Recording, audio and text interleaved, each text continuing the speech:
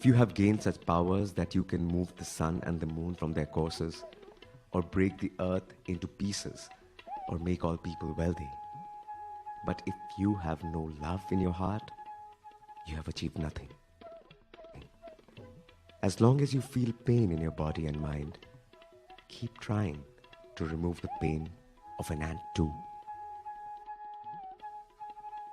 This was told by none but Thakur Anukul Chandra, who was born in Himayatpur village of Pabna district of undivided Bengal of British India in 1888.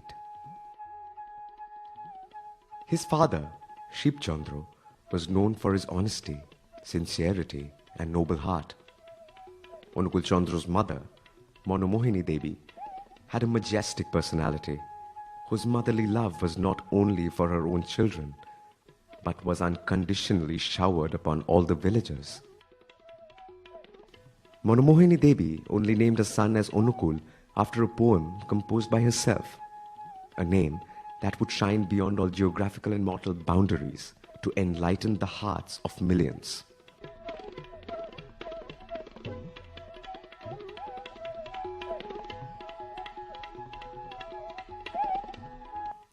As he was growing up, Anukul Chandra became naughty, sometimes unmanageable.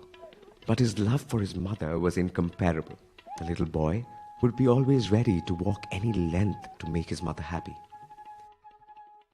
His mother became very angry with Anukul Chandra due to some of his naughty acts.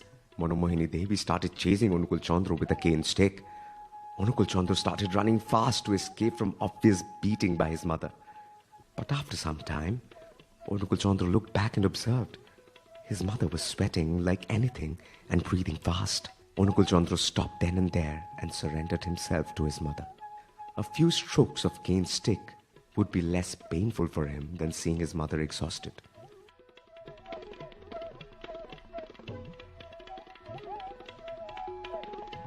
Right from his childhood, Anukul Chandra had a strong scientific mindset. He would not accept anything that would fail to show a logical ground to it. In the school, one day, mathematics teacher asked him the simplest of arithmetic problems. What will be the result if we add 1 and 1? But this simple question confused Anukul Chandra a lot. He answered, it would be 2, 1, but definitely not 2. His logic being, no two things in the world are the same. There is a little difference even between two leaves of the same tree. Hence, when no two things are identical, how is addition possible?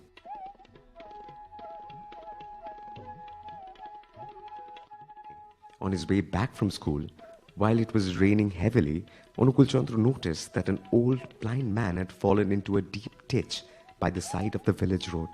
Water was flowing over the poor man as he was struggling to survive and was crying for help from Almighty. But his voice was gradually dying away.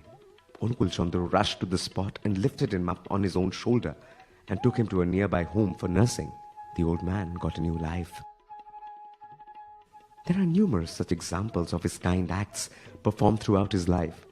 In fact, he could not appear for his 10th standard board examination as he gave his own examination fee to his friend who was struggling to gather money for the same.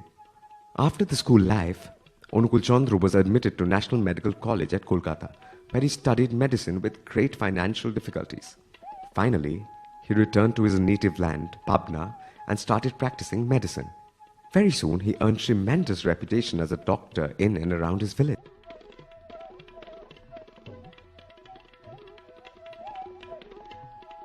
While practicing medicine, Anukul Chandra realized that illness is not only in the human body, but it exists heavily in people's mind. With love and empathy, Anukul Chandra transformed the lives of those who were otherwise unwanted and neglected in the society. People had begun regarding Anukul Chandra as their friend, philosopher, and guide.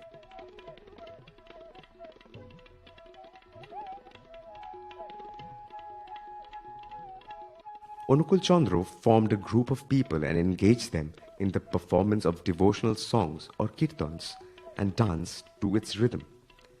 Many a time, while performing these songs and dances, Anukul Chandra would get into a trance-like state with all prominent signs of life being absent from his body.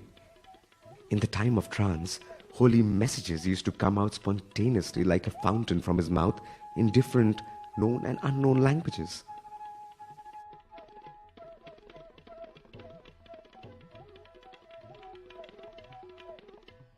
After this trance state era, which continued for nearly 5 years, Anukul Chandra concentrated for the development of self and society, for existence and enhancement. He drove himself into action to initiate various constructive activities and simultaneously was continuing his efforts towards man-making.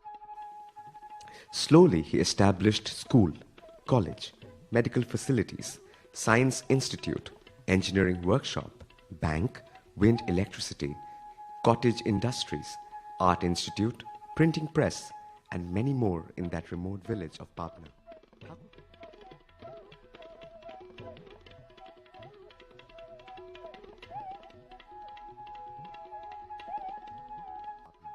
Thakur Anukul Chandra started spreading his ideology of being and becoming, which means existence and enhancement of life.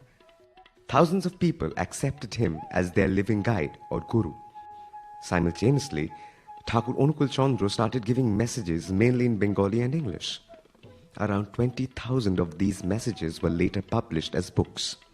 His messages encompass a wide range of affairs like politics, science, education, spirituality, society, literature, conjugal life, law and administration, eugenics, and more.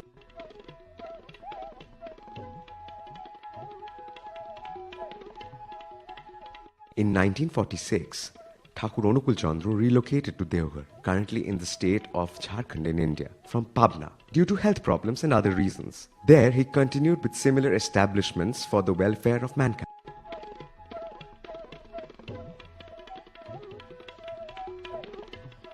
Thakur Anukul Chandra used to believe that death is a curable disease and conceptualized the idea of a machine called vibrometer, which he believed could infuse life into the body of a dead person.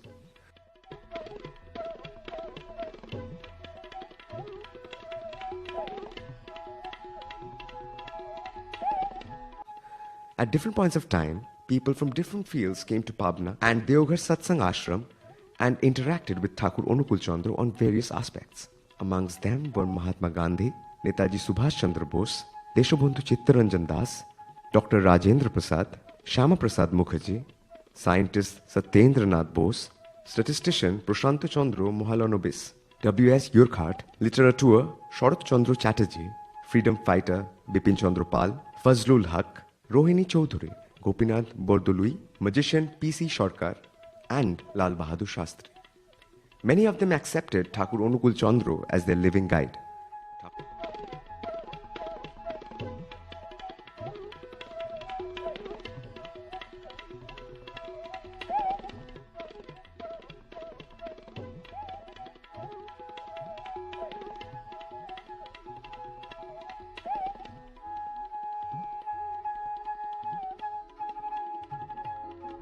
Anukul Chandra's clarity and conception on various matters, ranging from kitchen to politics, agriculture to education, medicine to religion, science to society, used to impress the intellectual communities in the country as well as abroad.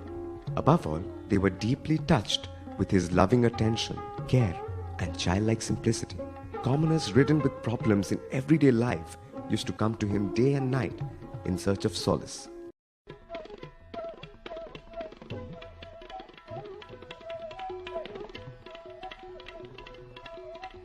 Anukul Chandra wanted that every person should have an ideal or guide in his or her life and must love and follow the ideal for the betterment of life. We must live and help others to live. Simultaneously, each of us must meditate the holy name in the proper way to attain supreme consciousness within us, which is the final goal of human life.